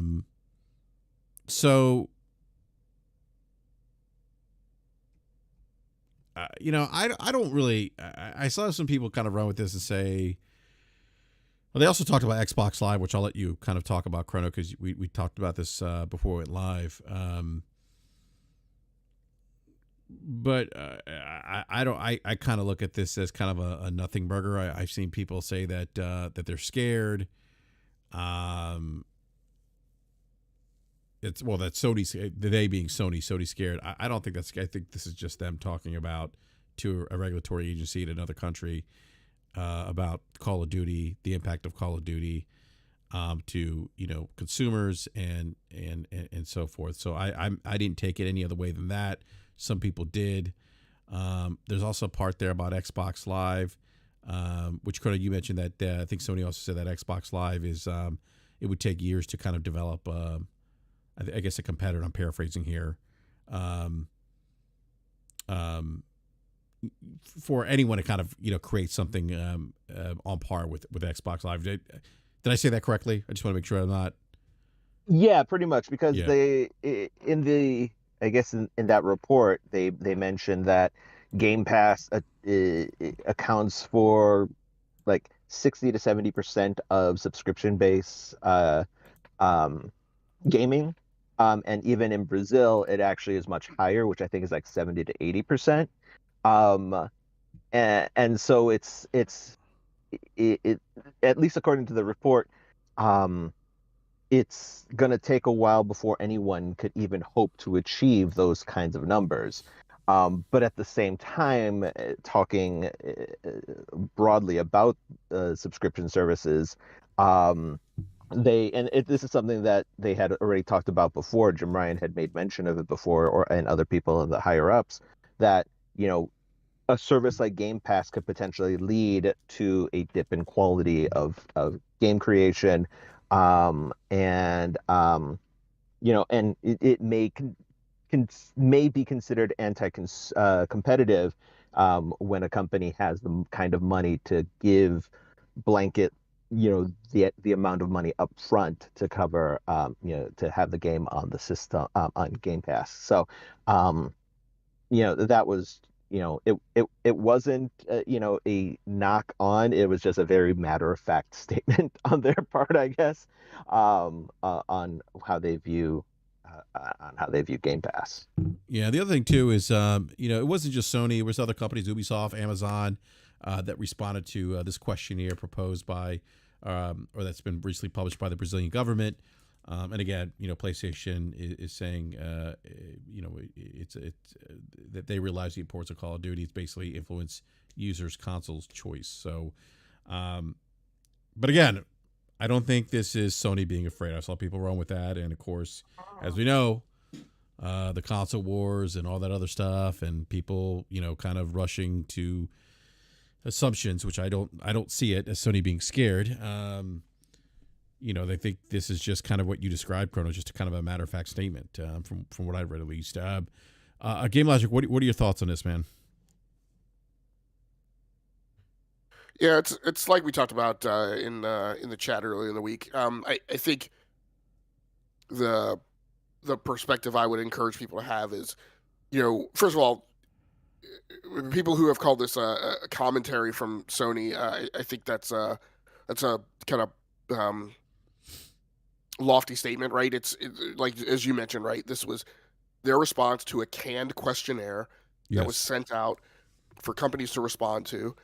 And as you would expect, right, companies sat down, put ink to paper, carefully crafted messages, right, to go back. Because what's important in these is not the incremental answers, right, that are being given, but the way these are reviewed and given a green light by executive management to go out is the entire theme that it conveys to the regulatory body, right?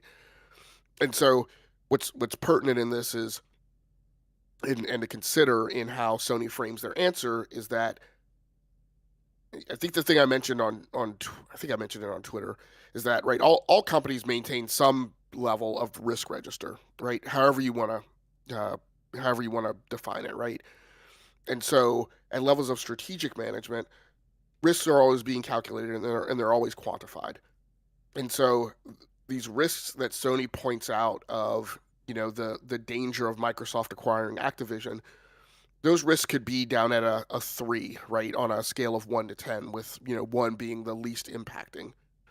And so regardless of whether or not that risk to them is small, regardless of whether or not they've already mitigated it, regardless of whether or not the strategy that they've embarked on is one that ensures that they'll be able to still compete, they are not going to submit answers to the Brazilian Regulatory Commission that that speak, that give their competitor a benefit, right? So of course, I mean, what else is Sony going to say? Is Sony going to say, "Oh yeah, let them acquire Activision. It's not a big deal," right? To us, No, of course they're not. Yeah, they're not going to say that now. Right. So these answers are kind of like, as you mentioned, they're kind of a nothing burger. I mean, but by the same token, I mean the people who have run with it, right? You flip around and look at the answers that Microsoft gave to the New Zealand Commerce Commission, right? Who asked the same questions, but this time, right, what got printed was Microsoft's response to it. And Microsoft is basically saying, Call of Duty isn't that big a deal. It's not any big deal if we acquire Activision. There's nothing unique about that franchise. Other competitors could also develop a first-person shooter, right? And so all of these companies are going to say the things that they think that the judges, right, and the regulatory commissions need to hear to benefit their own competitive case. And that's all it is. It's politicking, right, at the highest level. That's exactly what I said on Twitter too. This is corporate politicking. Right. It's just people trying to achieve their objectives, and so there are little pieces of scraps of truth to that to a certain degree, but what the entire veracity of that truth and what it really means, right, is very difficult to discern when you're only on the public-facing side, hearing these answers that have been given. So it's not really a fish hook to take and run out to 50 miles out to sea into international waters and dunk and try and proclaim it some indication of victory. It's hardly that. The thing that's going to be interesting is, at the end of the day, Microsoft has to do something about churn. And when we talk about the earnings reports and kind of the impacts, right, of what's being seen on the market, one of the things that Microsoft pointed to is its numbers of Game Pass subscribers, right? But I don't think that that's a complete story, right? What's really important is it's not important how many people they added, because of course that doesn't tell the story, the other half of the equation, which is how many subscribers they lost. But what's really important is churn, right? And what's really important is the number of people who subscribe to the service to play a given game or to access a given game, and then unsubscribe, right, when there's nothing there for them to play that they're interested in. Not saying there's nothing there in general, right? And then we'll wait to resubscribe when something hits that's of interest to them. And so that is the cyclical effect that's impacting all of the streaming services, right, on the video side as well. Yeah, it's impacted Netflix. Churn has been something that's been an issue for them too, yeah. Right. And so when you look at the video market, which is a little more mature right in this area, you have this effect now of people who say they subscribe to Netflix, right, to watch Stranger Things season 4. And then once they're done with that, they unsubscribe from Netflix. And then they add on Disney Plus, right, to get caught up on all their Marvel stuff. And then when they're caught up, they unsubscribe from that. And then they subscribe to Hulu to watch, I don't know, right, Only Murders in the Building, whatever. And so that is what these companies are really going to have to seek to tamp down and keep under control. And the only way to do that is, as Chrono mentioned earlier, right, is to have a steady stream of content. And this goes back to the discussion we were having about a deterministic production pipeline, right, that cranks stuff out and has enough studios in the stable that have contingencies when somebody misses due to schedule, right? And so acquiring Activision is obviously a key component of that strategy. They're at 23 studios now. I think when they add Activision studios, I think, what will that take them to, like 30? Something like that, yeah. Yeah, or maybe even a little north of there. And that's kind of what you need in order to have, right, games coming out, right, in a consistent basis every quarter, AAA, first party, right, whatever you want to call it. And maybe it's even less than that. In terms of how many of them are necessarily AAA, right, by the textbook definition, if there is a textbook definition, right? But the important thing is that they've got to come up in numbers to get to a guaranteed paradigm of consistent output. So again, you ask Sony, you ask Ubisoft, you ask Amazon and Google, right? And there's been a lot of clowning this week on Google about, right, the rumor that got around that Stadia was about to shut down. The fact of the matter of that is, in my opinion, whether or not Stadia was successful or not, it catalyzed the industry, right? It made Microsoft perk up and say, oh, crap. Now Google, Amazon, and Apple are looking at this market segment. what are we going to do? Well, the which first thing we're going to do, which Phil's kind of addressed too, by the way. Like he's mentioned right? that they're I think he even said it, like he goes, Sony and he's like, I'm paraphrasing, more or less saying Sony, Nintendo, or I trust them, but I don't trust the other guys. Right, exactly. And the reason why is because those companies, as we've talked before, right, economies of scale, because those companies are at scale that they can do the same kind of things that Microsoft can do. Exactly. Microsoft can afford to lose money on Game Pass, right? Because Microsoft is a multi-trillion-dollar company that has many other plays, right? Google can afford to lose money on Stadia, right? It's an advertising company, right? It's a software company. It's a technology company. Sony can't necessarily afford to lose as much money on PlayStation Plus, right? Because it doesn't have that type of financial resilience. And so it's a different game. There's different market dynamics. There's a difference in the way Microsoft is approaching the market than the way Sony's approaching the market. Yeah. And so, again, a lot of these things are, you look back at, things that Apple said, right, when they were at legal loggerheads with Samsung, right? Uh-huh. And a lot of the Apple conjecture were some wildly fantastical things that were never really realistic threats from Samsung, right? Yeah, exactly. But what the hell else is Apple going to tell to the judge, right? Are they going to say that, oh, no, this is no threat, it's not a big deal? No, of course not, right? No, So they're not going to say companies that, are no. going to do what they're going to do. Yeah, no, absolutely, and that's why I say this is kind of a nothing burger, and it's a situation too. It's unfortunate that I saw a lot of bad takes from YouTubers and a lot of sensationalism around. Oh my God, they're scared. Like, they know that trouble's coming. And it's like, no, this isn't. Just like you gave the example of Microsoft's response in New Zealand. I mean, this is just political jockeying. I mean, by corporations, not uncommon. And I would say, look, if they were totally losing Call of Duty, which they're not, this game's still going to be multi-plat, then I would say, yeah, they probably are a little nervous, because they're losing. That's a bigger deal to me if that game wasn't going to be multi-plat than what we're seeing with Sony responding to a questionnaire, which other publishers, technology companies responded to as well. So, and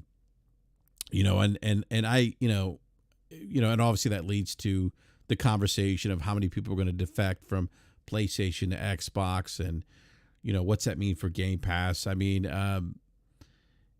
me personally, I think you'll see some people jump ship, but I don't think that it's going to be a situation where there's going to be a mass exodus, if you will, from one platform to another, because there's other things that are keeping people engaged on those platforms outside of Call of Duty, and a lot of that is digital library content that people have invested in that ecosystem or their friends list. So again, I don't. This is kind of I'll say this again, kind of a nothing burger. Chrono, it is sort of. Yeah, Oh, go ahead. Go ahead. I was just going to say, it is going to be interesting, though, especially considering how much invested their PlayStation did put forth into Call of Duty to make it Call of Duty, very associated with the PlayStation brand. It's and it sort of goes back to our last topic. Are people still viewing Call of Duty as a system seller? Getting people to buy the system. PlayStation last generation very much thought so. I mean, when I was working with the company, we released 2 PlayStation-themed Call of Duty systems. We spend a ton of money to make sure that people associated Call of Duty with the PlayStation brand, and it worked. Last year, Call of Duty Vanguard, even if it was one of the worst selling ones for them, was still second place in terms of total sales last year. Call of Duty Black Ops Cold War, the older title, was number 7, still within the top 10 by the end of the year. Even on Xbox, Black Ops Cold War was Vanguard was first place, Black Ops was second, Modern Warfare was number 10. I mean, the game, as much as people like to believe that it's not a system seller, the damn game still sells. And PlayStation knew that. So it'd be very interesting to see if and you said it yourself, there, Microsoft doesn't plan on not making it multi-platform. Um, so uh, in the grand scheme of things, if we're talking just in terms of the context of the article and the hyperbole surrounding it, you're right. There's definitely a nothing burger. But if things go south and Microsoft, is Call of Duty enough if you put it on Game Pass to bring people to the Xbox platform? And it'll be very interesting to see. Yeah. Yeah, I get it. I don't disagree. I think that there's going to be some people that are going to migrate over, that are going to be that are say, hey, you know what, I'm going to pick up an Xbox now because I want, it's there's the great value proposition for me as a consumer there. I can see that. I'm just not so sure there's going to be a mass exodus like I've seen some people say is going to happen as a result of this game. And the best that Microsoft will have is Game Pass, and they can kind of leverage the value there and say, hey, you can get this for $1 if you will, or you can pay $70 for it. You make the choice as a consumer. I think that's a potentially great marketing play for Microsoft, for Xbox in particular. So, can you imagine we go back to the days of Nintendo and Sega ad battles? Where I mean, when Sega that, does with that Nintendo, would be amazing. Yeah. Yeah, that'd be amazing if we see that with Microsoft and PlayStation. Yeah. So grab the super chat real quick from Bulbor Country with $2 super chat. I was wondering where you were, Bulbor. Americans think COD makes PlayStation. Most hate shooting. Thank you for that super chat, Bulbor. Game Launcher, go ahead, man. You were going to say something. No, I was just basically going to be what you were saying, right? It's not to say that like the threat is zero, right? There's definitely exactly. kind of, as B Money has mentioned, right? The maneuver caused Sony to kind of rethink the way it was proceeding forward. And the thing that occurred to me this week is, like I've always said about Sony, right? My concern with Sony is that they would dig their heels in and insist on sticking to their strategy, and would kind of become a Wang or a Xerox, right? These corporations. Man, did you just bring up Wang? Oh man, I remember Wang and yeah, Xerox. Right. Yeah, well, Xerox is Xerox still around? Xerox is still around, yeah. But they're not like the company that they used to be. No, they're not. Right, no, but I mean, not. lots of these companies have had to pivot. Like IBM has had to pivot, Microsoft has had to pivot. RIM, again, didn't pivot in time, right? And now they're held onto for the value that they. Can you Xerox me a copy of that? Remember that? That's how like the big Xerox was. It wasn't like, can you make a copy? Xerox me a copy. Yeah, I'm sorry. Go ahead. Right. So they're still around, but they're not like that pronoun that noun that we use, that proper noun that we use, like you call every soda a Coca-Cola, right? Their name doesn't carry that much weight, right? They're not like Polaroid used to be, and so. That has always been my concern in observing Sony, was that they would dig their heels in, right? And a lot of people, again, I don't want to cast aspersions on anybody else's perspective, right? But a lot of people seem to forget that, like we throw shade at Microsoft for their proprietary approach on expanded storage, and we seemingly forget that Sony has no crap introduced a proprietary storage medium like every few years. Right? They have been historically the king of proprietary storage mediums, right? This is the one time that they haven't done that. And so, they typically tend to go down these paths where they insist on, again, as I often mention, kind of in very Apple-esque format, right? And insisting that their way is the way that everybody else should go. So it's been very interesting to see this historic difference in kind of industry history. Not just for gaming, but just in technology and electronics in general, where Sony has been caused to make a pivot, right, by the action of another competitor, and kind of rethink their approach on strategy. Whereas you go back to the start of this generation, and what Jim Ryan was talking about was absolutely, like, not doubling down, quadrupling down, right, on repeating the exact same strategic path that they did during last generation and the generation before, and insisting on the belief that was the way forward, to what we see now, which, as B Money has mentioned, is a thing that shows some starkly different behaviors than what we've historically seen. So it's a great time to kind of observe the industry, and very interesting. I am personally happy to see Sony take some different measures, because I think that will keep competition fresh and keep everybody trying to adapt to different competitive markets. Yeah, and they did pick up, they do have Destiny, right? So again, Destiny's not nearly the same scope or size of Call of Duty, but and they do have a couple. You mentioned kind of Sony digging their heels, Game Logic. One thing it seems to be that Jim Logic is reading the tea leaves. Like I think he understands that the landscape's changing a little bit. In order for them to not end up like a Xerox, they need to start pivoting a little bit. Yeah, you called it, and Jim. I just want to point out, Jim Ryan is not my son. You called him Jim Logic, so I would be very proud Jim if Logic? you were. I'm sorry, I meant Jim he's Ryan. not. Jesus, Jim Logic. Sorry, but yeah. So Jim Ryan. I mean, so again, the investments in B Money. If anyone's listened to the show, B Money's talked about, the games, the games as a service, games they have in development now. They have like 4 exclusive shooters, I think. They're in development, so then they picked up Bungie, and I guess this game's going to be multi-plat. But again, it's a situation where I don't think that people are going to all of a sudden go to, even if Sony was to offer, well, no, they wouldn't do it, but if because it's a free-to-play game. But again, I don't think it's a situation where, with exclusive content, timed exclusive content, in the marketing right, seemingly for Bungie or for Destiny, that you're going to have a lot of people jump shit. You may get some people that do it, but I don't think it's going to be like a mass exodus either. I've seen people argue that point too. I don't see that as happening either. Again, I don't think there's going to be zero effect, zero impact. I want to say that again because I know somebody later on watching is going to make a comment in the section below and be like, "What are you guys talking about?" Of course, people are going to leave. No, we're not. I'm not saying that people won't. There will be some people that are going to migrate, or there could be people that say, "You know what? I've never owned an Xbox. Now's the time to pick up one because of COD and Game Pass and whatever the case is, or or maybe I'm getting Microsoft because they own it. Has first dibs on exclusive or exclusive maps or something like that, and that could be enough to pull someone who's a diehard Call of Duty fan over to the Xbox side, which is something that used to happen, by the way, the 360 generation. You and I have talked about this, Game Logic, where hey, if you didn't have Microsoft had a marketing deal with COD, one of the reasons I went is because they would get maps before PlayStation or whatever.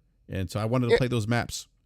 Yeah, and I think we sometimes this gets left out of the conversation too, right? But I think this is also a discussion of the players that are the most likely impacted will be the ones who are just onboarding into gaming, right? It's the whatever the working age is in your state, right? 13, 14, 15-year-olds, right? Work permits, whatever. 13 to 18-year-olds who are buying their first console, college kids who are buying their first console with their own money, right?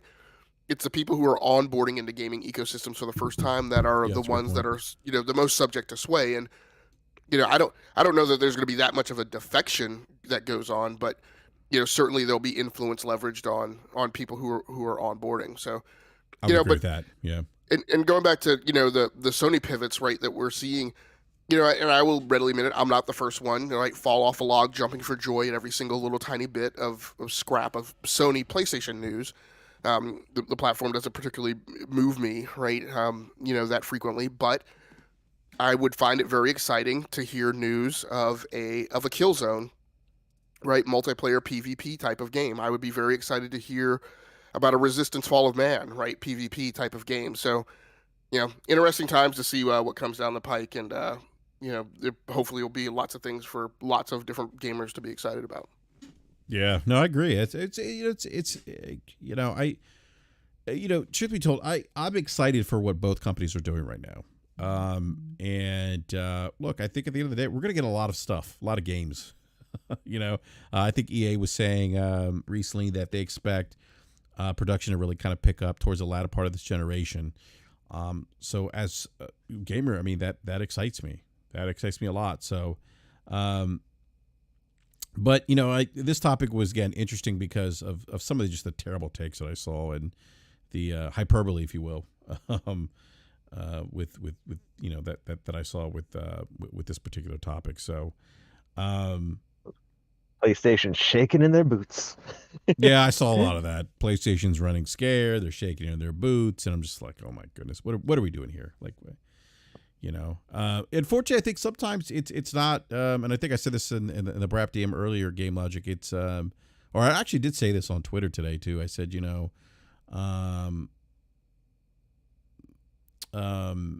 I basically say that I think for some people it's not about the love of gaming. It's more about repping a plastic box and repping that community that's that worships that plastic box, and that's unfortunate because I just don't think that some people are really here for the love of gaming.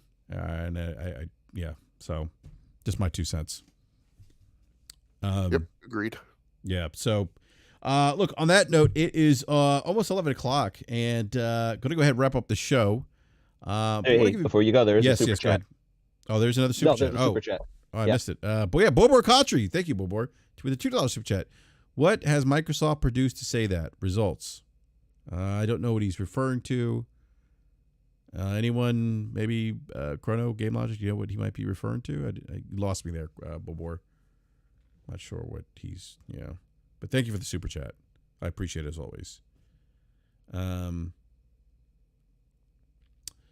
But look, I want to give a big shout out to everyone in the live chat. Thank you all so much for hanging out with us tonight. Really appreciate it.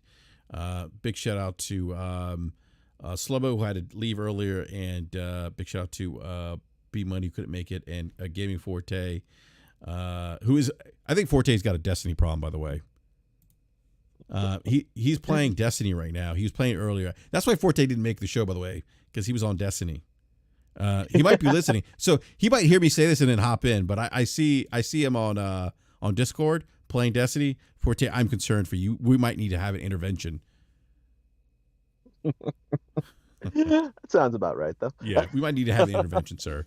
But hey, Chrono, by the way, man, hey, thank you so much for joining us, man. I really appreciate you coming on, man. Always a pleasure having you on, man. And if you want to be found, let everyone know they can find you. I am on Twitter. You can find me, same Chrono0666 on Twitter. I love talking about comic books, video games, movies, wherever our whims take us. So hit me up. Absolutely, man. No, thank you again for your time, man. Always appreciate it. And by the way, I might do a BRAP rant on Friday. I don't think there's going to be Crossfire on Friday night, so I may do a BRAP rant. I don't know if that's 7 o'clock time slot where Mooch typically has Crossfire, but I think he might still have it, so I don't know. I'll find out tomorrow for sure, but I maybe do a BRAP rant on Friday night, so just kind of keep an eye out for that. So Game Logic, look, man, hey, thank you again, first of all, for joining us officially, man. Really appreciate you, officially joining the panel, and certainly look forward to 7 more years of podcasting with you. So, all right, well, thanks a lot. I certainly appreciate you being here. No, absolutely, man. And I know you may or not want to be found, but I'll leave that up to you. But you can find Game Logic here every Wednesday night at 9 p.m. Eastern time. So, True. Yeah. So, hey everyone, thank you again. Please hit that like button if you haven't done so already. If you're new, subscribe, hit the bell notification so you're alerted when we go live. And you can give me a follow at BRAP_podcast on the Twitters. And everyone have a great rest of the week. And I will let you guys know on Twitter if I decide to do a BRAP rant on Friday. So just keep an eye out on the Twitters for that. But thank you again, everyone. Enjoy the rest of the week playing video games. There's a lot of content to play, but tackle that backlog. Tackle the backlog if you have one. So, all right. On that note, we're out. Thank you again. We'll catch you later.